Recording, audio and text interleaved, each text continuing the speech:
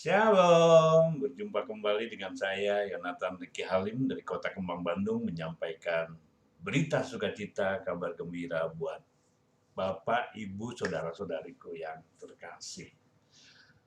Saudara-saudariku, apa kabar hari ini? Saya percaya orang-orang berbahagia di dunia, orang-orang yang dikasihi Tuhan adalah orang-orang berbahagia. Orang-orang yang penuh dengan sukacita, orang-orang yang penuh dengan damai sejahtera. Salam sehat selalu. Saudaraku, hari ini kita akan merenungkan firman Tuhan dari 1 Petrus 5 ayat 8 sampai dengan 11. Demikian firman Tuhan.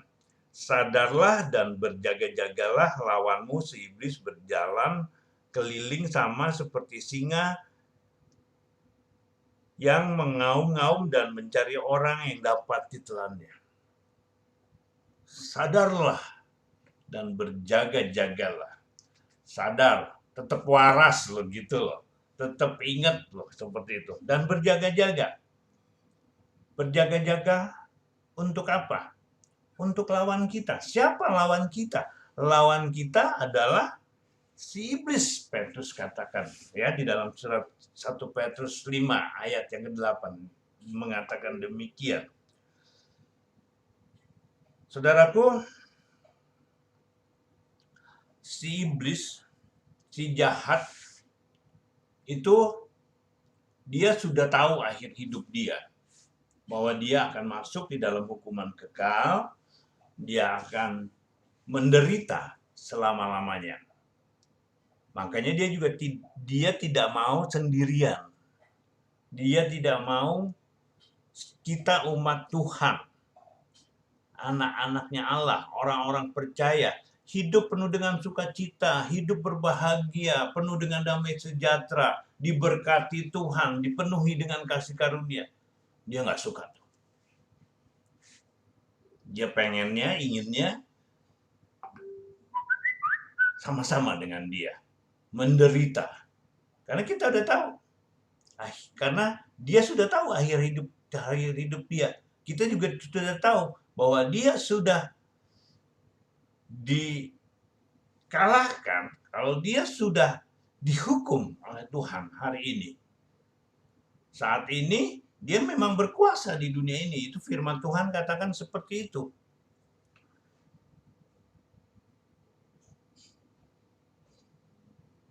Kita tahu, Yohanes 5 ayat 19 mengatakan demikian. Kita tahu bahwa kita berasal dari Allah dan seluruh dunia berada di bawah kuasa si jahat. Dunia ini ada di dalam kekuasaan yang si jahat. Nah, maka itu mengapa hari ini diingatkan bahwa kita harus sadar dan berjaga-jaga. Sadar bahwa kita adalah anak-anaknya Allah. Sadar bahwa kita adalah orang-orang pilihannya Allah. Sadar bahwa kita ada di dalam dunia ini, tapi dikhususkan buat Tuhan. Dikuduskan buat Tuhan.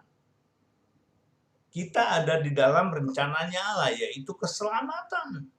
Siapa yang percaya terima Tuhan Yesus, kita tahu kita sudah diselamatkan.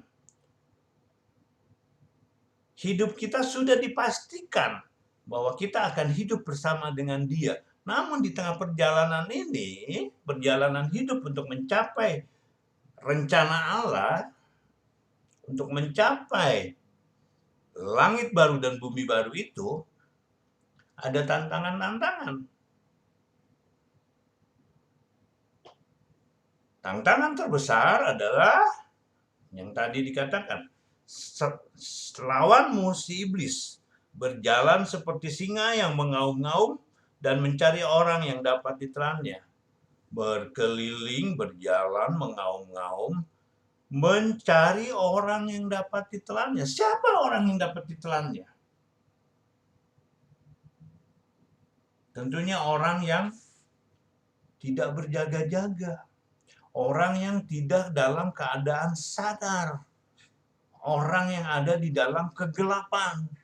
Orang yang ada di luar Tuhan. Itu sasaran empuk buat si iblis. Jebakan iblis ada di mana-mana, saudara.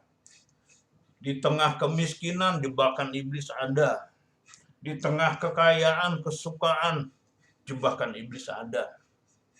Di tengah penderitaan ada, di tengah sukacita, kesenangan, kegembiraan juga ada, saudara. Makanya kita diingatkan oleh Tuhan hari ini supaya kita sadar dan berjaga-jaga.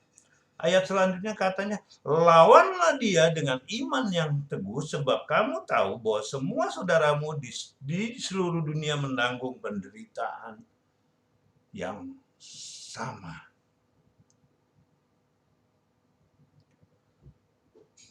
Setiap kita orang percaya menanggung penderitaan yang sama, yaitu tidak boleh berbuat dosa, tidak boleh melanggar firman Tuhan, taat kepada firman Tuhan. Saudara, hari ini udah baca Alkitab belum? Hari ini udah nemuin Bapa, udah nyampa Bapa di sorga apa belum? Berdoa, membaca firman Tuhan dan merenungkannya. Sangat penting bagi kita untuk setiap hari, setiap pagi, sebelum kita memulai segala sesuatu, kita datang ke hadapannya, berdoa, minta pertolongan dia, minta perlindungan dia, minta petunjuk, minta bimbingan. Bukan hanya untuk bertemu dengan berkat yang Tuhan sudah sediakan hari ini, tetapi Tuhan memberikan hikmat, memberikan petunjuk, bimbingan, supaya kita nggak jatuh di dalam jebakan si iblis. Iblis pasang jebakan di mana-mana. Orang usaha bisa aja hari ini kena tipu. Bisa aja kita mengalami sesuatu yang tidak baik. Tetapi kita datang kepada si empunya kehidupan, yaitu Bapa di surga yang kita sembah di dalam nama Tuhan Yesus Kristus, Allah yang hidup yang tidak pernah meninggalkan kita, Allah pencipta langit, bumi, laut beserta segala isinya, Allah yang disembah Abraham, Ishak, dan Yakub. Yesus namanya. Kita datang kepada dia. Karena dia mempunyai hidup kita. Dialah jalan kebenaran dan hidup itu. Ketika kita datang kepada dia, kita ada di dalam naungan dia. Kita ada di dalam lindungan dia. Segala sesuatu boleh saja terjadi. Kita akan mengalami mungkin hal yang sama dengan orang-orang yang ada di sekitar kita. Satu hal yang harus kita ingat, perbedaannya kita adalah orang-orang yang dikhususkan buat Allah, dikuduskan. Dan Tuhan janji buat mereka yang percaya kepada dia, yang sungguh-sungguh menggantungkan hidupnya kepada dia, Tuhan akan melindungi. Carilah dahulu kerajaan Allah, kerajaan Allah dan kebenarannya. Makanya segala sesuatunya akan ditambahkan padamu. Sebenarnya kita bukan nggak perlu capek ya, maksudnya nggak perlu berusaha, bukan. Itu memang sudah menjadi hukum atau menjadi kodrat kita sebagai manusia, harus tetap bekerja, harus tetap berusaha. Tetapi segala sesuatu kita serahkan kepada Tuhan. Kita berusaha semaksimal mungkin hari ini untuk mendapatkan segala sesuatu yang terbaik buat kita. Tuhan sudah sediakan. Tuhan akan tuntun kita, Tuhan akan bimbing kita, akan mempertemukan kita dengan berkat yang Tuhan sudah sediakan buat kita. Jadi buat kehidupan sebenarnya orang percaya nggak perlu, bagaimana ya, bukan nggak perlu berusaha. Alkitab bilang, jangan makan kalau nggak bekerja, Tuhan seperti itu. Tapi Tuhan punya rencana buat setiap kita pribadi lepas pribadi sesuai dengan kapasitas yang kita miliki. Kalau hari ini kapasitas kita sebagai pengusaha bintang 5, ya Tuhan sediakan semuanya itu. Dan Tuhan mampukan, Tuhan berikan Tuhan bekali dengan kemampuan yang ada di dalam kita. Semua punya kapasitas masing-masing, saudara. Dan itu kapasitas itu tergantung kepada kita. Tuhan bilang apa yang ada padamu. Nah, apa yang ada pada kita ini bagaimana kita caranya mau mengembangkannya? Mau tetap 1, mau tetap 2, mau menjadi 5, mau jadi 10, mau jadi 100, mau jadi 1000. Itu tergantung usaha kita. Tetapi berusaha di dalam Tuhan tentunya. Tidak menggunakan cara-cara duniawi. Menggunakan cara-caranya Tuhan. Tuhan akan berkenan di dalam kehidupan kita.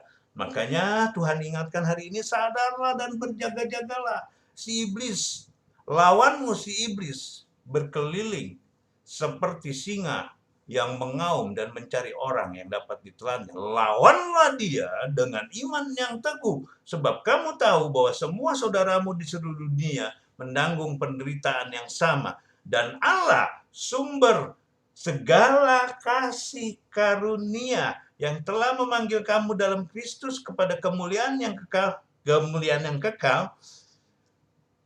akan melengkapi, meneguhkan, menguatkan, mengokohkan kamu sesudah kamu menderita seketika lamanya.